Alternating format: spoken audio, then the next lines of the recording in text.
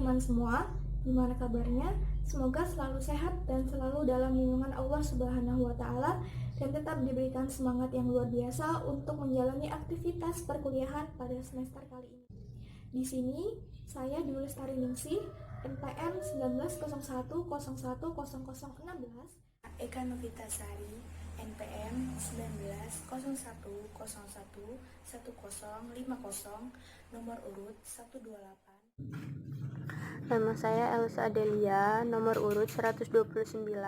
Nama saya Indah Dudayanti, NPM 1901011056. Baik, di sini kami dari nomor urut 4 akan menjelaskan secara singkat apa sih itu tasawuf akhlaki, mulai dari pengertian, macam-macam pembinaan, karakteristik, sampai tokoh-tokoh ulama besar yang ada pada tasawuf akhlaki. Nah, tasawuf sering dimaknai sebagai usaha sungguh-sungguh untuk mendekatkan diri kepada Tuhan dengan menggunakan metode penyucian jiwa seperti melakukan zikir atau menghayati keadaan iman yang ada pada diri kita sendiri. Nah, tasawuf hadir untuk membentuk perilaku umat Islam agar kembali kepada aturan-aturan yang ada di hidup. Nah, dalam dunia pemikiran, hal ini disebut dengan tasawuf akhlaki. Kemudian, dalam kacamata ulama, tasawuf akhlaki memiliki banyak sekali pengertian. Salah satunya menurut Imam Al-Ghazali. Beliau menyampaikan bahwasannya tasawuf akhlaki adalah sifat yang tertanam dalam jiwa yang akan menghasilkan sebuah perilaku baik yang mudah dilakukan tanpa memerlukan pemikiran atau pertimbangan. Nah, dari penjabaran singkat tadi dapat kita tarik kesimpulannya bahwa tasawuf akhlaki merupakan usaha melatih diri dengan cara sungguh-sungguh untuk melakukan perbuatan-perbuatan baik dan diiringi dengan menekan dan menghilangkan perbuatan-perbuatan buruk yang ada pada diri kita, sehingga menghasilkan sifat-sifat baik dan tertanam kuat dalam jiwa hanya untuk melakukan perbuatan baik yang mendekatkan diri kepada Tuhan atau Allah Subhanahu wa Ta'ala. Mungkin sekian penjelasan singkat dari saya, semoga teman-teman semua paham, dan selanjutnya akan dilanjutkan oleh teman saya. Macam-macam sistem pembinaan itu ada 3. Yang pertama ada tahali, yang kedua ada tahali, yang terakhir atau yang ketiga adalah tajali. Yang pertama ada tahali. Tahali dapat diartikan sebagai proses pembersihan diri dari sifat tercela. Adapun dari sifat-sifat itu diantaranya ada syirik, hasad, ria, sum'ah, dan lain sebagainya. Tahali juga dapat diartikan mengosongkan diri dari sifat ketergantungan dengan kemewahan atau kebahagiaan atau kelezatan duniawi. Hal ini dapat dicapai dengan jalan kita harus menjauhi dari sifat-sifat kemaksiatan. Menurut kalangan sufi, kemaksiatan itu dibagi menjadi 2. Yang pertama ada maksiat lahir, yaitu sifat yang dikerjakan oleh anggota lahir seperti tangan, mulut, kaki, dan lain sebagainya. Adapun yang kedua adalah maksiat batin, ialah sifat tercela yang diperbuat oleh anggota batin, yaitu hati. Yang kedua ada tahali. Tahali ini merupakan proses membiasakan diri dari sifat-sifat serta perbuatan yang baik. Adapun sifat-sifat terpuji itu diantaranya ada tauhid, taubah, zuhud, sabar, dan lain sebagainya. Tahali ini dilakukan setelah proses tahali, yaitu yang pertama tadi membersihkan diri, itu dinamakan tahali. Kalau yang kedua ini dinamakan tahali. Pada tahapan ini kita disibukkan dengan berzikir kepada Allah dan selalu mengingat Allah Subhanahu wa taala dalam setiap aktivitas yang kita lakukan sehari-hari.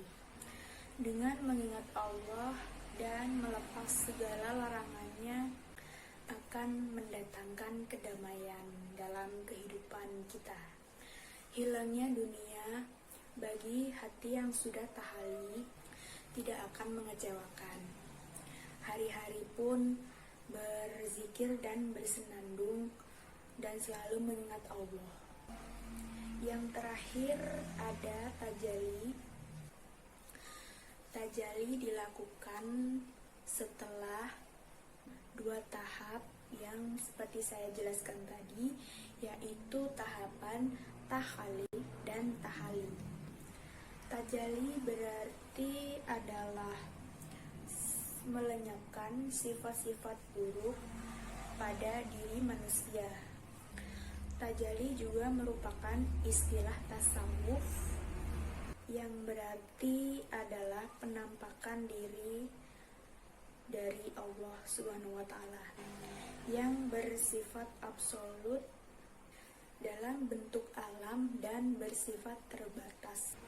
Istilah ini berasal dari kata tajalla atau yatajalla yang artinya menyetarakan diri.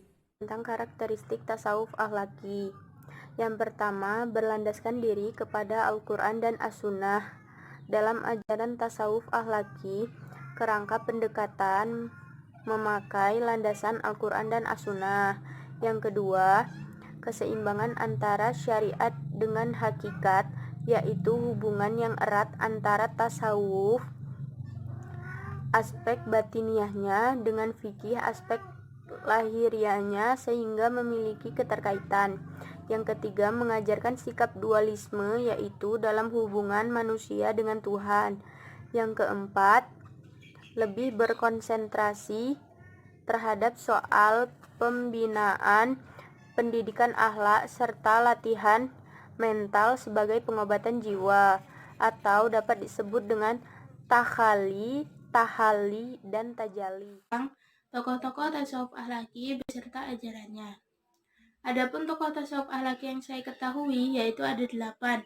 Yang pertama Hasan al-Basri, yang kedua Imam Abu Hanifah, yang ketiga Al-Junaidi al-Baghdadi, yang keempat Al-Qushairi, yang kelima Al-Muhasibi, yang keenam Al-Ghazali, yang ketujuh Al-Harawi, dan yang kedelapan As-Sari As-Sakoti.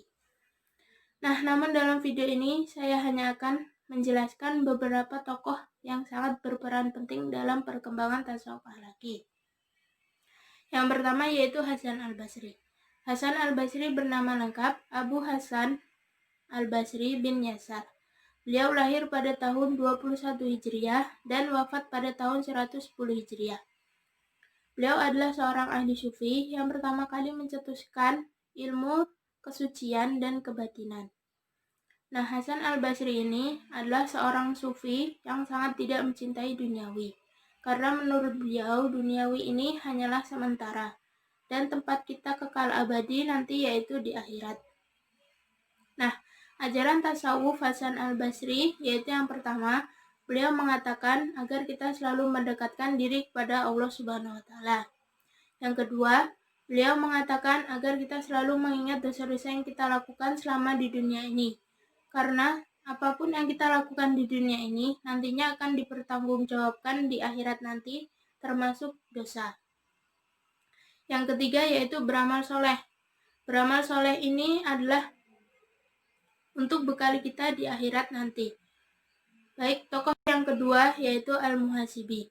Al-Muhasibi bernama lengkap Abu Abdillah Al-Haris bin Asab Al-Basri Al-Baghdadi Al-Muhasibi. Beliau lahir pada tahun 165 Hijriah dan wafat pada tahun 243 Hijriah. Beliau mengatakan, apabila seseorang ingin selamat di akhirat nanti, haruslah selama di dunia ini mentaati ajaran Allah dan mengikuti sunnah Rasulullah SAW. Adapun ajaran tasawuf dari Al-Muhasibi yaitu yang pertama, makrifat atau mengenal Allah secara batiniah. Yang kedua, al-khauf atau memiliki rasa takut kepada Allah dan juga kepada dosa-dosa kita yang kita lakukan. Yang ketiga yaitu roja atau pengharapan. Baik, tokoh selanjutnya yaitu tokoh yang ketiga adalah Al-Qushairi.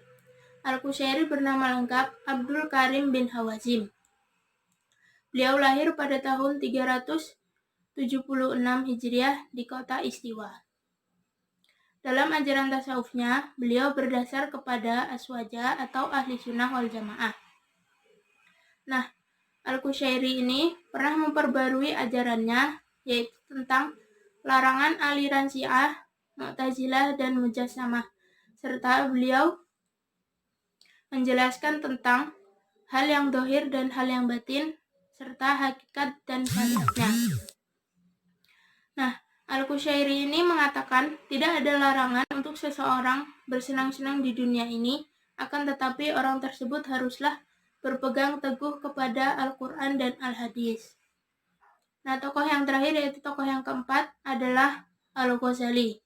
Al-Ghazali bernama lengkap Abdul Hamid Muhammad bin Muhammad Ta'us Al-Ta'usi Al-Syafi'i Al-Ghazali.